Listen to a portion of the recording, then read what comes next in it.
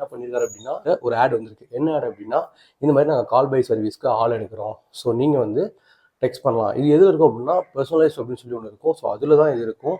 So இவர் போயிட்டு என்ன பண்ணியிருக்காரு அப்படின்னா, அந்த ஆடை பார்த்தோன்னா அதில் உள்ள நம்பருக்கு கால் பண்ணியிருக்காரு. ஸோ கால் பண்ணோன்னா அங்கேருந்து ஃபஸ்ட்டு ஒரு மெம்பர் எடுத்திருக்காரு.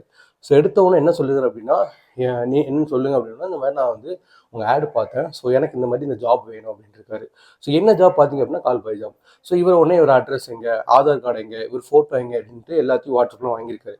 அதுக்கப்புறம் ஒரு ½ hour கழிச்சு இன்னொரு நம்பர்லேருந்து ஒரு கால் பண்ணியிருக்காங்க. செகண்ட் கால், அதாவது இது வேறு நம்பர்.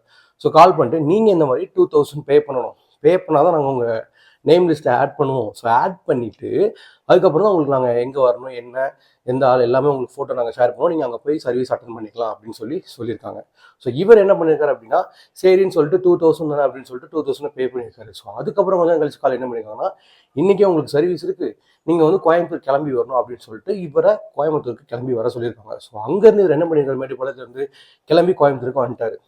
வந்தோடனே அதாவது இவங்க இங்கேருந்து காசு வாங்குற வரைக்கும் இவங்க வந்து கால்லே தான் இருப்பாங்க. மேபி அதாவது இங்கே எப்போ ஃபோன் பண்ணாலும் அட்டன் பண்ணுவாங்க. காசெல்லாம் வாங்கிட்டாங்கன்னா கட் பண்ணிட்டு போக கூட நிறைய சான்ஸ் இருக்குது. பட் இவர் சொன்னது என்ன அப்படின்னா, இவர் கிளம்பி வந்திருக்காரு, கால் பண்ணிட்டே இருந்திருக்காரு. கால் பண்ணி எடுத்துட்டு அவங்க என்ன சொல்றாங்க அப்படின்னா, இந்த மாதிரி நாங்கள் வந்து ஒரு கஸ்டமர் வச்சுருக்கோம், நீங்கள் வந்து நாங்கள் கால் பண்ணும்போது நீங்கள் பிக் பண்ணலாம். அவங்க கால் பண்ணியிருக்காங்க, இவர் பிக் பண்ணாமல் வந்திருக்காரு.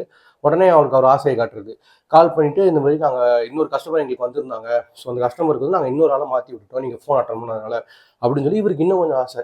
இவரோட விஷயம் என்ன அப்படின்னா, ஃபேமிலிக்கு மெடிக்கல் இஷ்யூ, ஸோ அதனால் கொஞ்சம் காசு நிறைய வேணும், இருக்கிற ஜாபையும் நம்ம விட்டுட்டோம் அப்படின்னு சொல்லிட்டு இவர் என்ன பண்ணியிருக்காரு அப்படின்னா, சரி பரவாயில்ல நம்ம வந்து ட்ரை பண்ணலாம் அப்படின்னு சொல்லிட்டு 2000 விட்டாலும் பரவாயில்ல, அடுத்தது கொஞ்சம் கிளம்பி போய் இன்னும் ஆர்வமாக கோயம்புத்தூர் வந்து வெயிட் பண்ணியிருக்காரு. கிட்டத்தட்ட 3 hours வெயிட் பண்ணியிருக்காரு. அங்கேருந்து எந்த விதமான காலும் வரல. ஸோ இவர் ஒரு பிளேஸை நிற்க சொல்லிட்டு 3 hours வெயிட் பண்ணியிருக்காங்க. ஸோ இவர் நோட்டை விட்டாங்களா, பார்த்தாங்களா என்னன்றது அவருக்கும் தெரியல.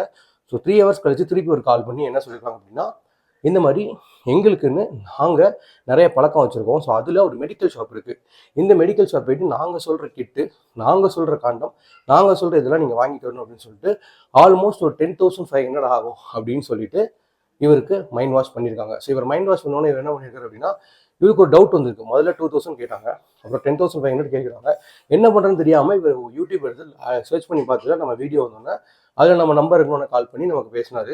ஸோ இவர்கிட்ட என்ன சொல்லியிருக்காங்க அப்படின்னா, இவங்க வந்து அந்த கஸ்டமர், அதாவது அந்த லேடி, அதாவது இவர் வந்து கால் பைக்கு தானே கூப்பிட்டுருக்காங்க. ஸோ அந்த லேடி வந்து ஒரு 22,000-25,000 கொடுப்பாங்களாமா. அதில் 5,000 அவர் புரோக்கர் இருப்பார்ல, ஸோ ஃபோன் பேசினார்ல, அவருக்கு கொடுத்தது போக 15,000 இவருக்கு, ஸோ 5,000 இந்த மாதிரி ஜிஎஸ்டி அந்த மாதிரி சம்திங் ஒரு அமௌண்ட்டை வச்சு இவர்கிட்ட பேசிட்டாங்க. இவரும் சரி இதெல்லாம் நடந்துடும், நம்ம ஃபேமிலி கொஞ்சம் இது பண்ணிக்கலாம், ஒரு மாதம் வேலை பார்க்குறது ஒரே நாளில் முடிச்சிடலாம் அப்படின்னு சொல்லிட்டு எவ்வளோ இன்ட்ரெஸ்ட் இருந்தோம்னா, அவருக்கு ஒரு டவுட் இருந்துகிட்டே இருந்திருக்கு. ஏன் காசு கேட்குறாங்க,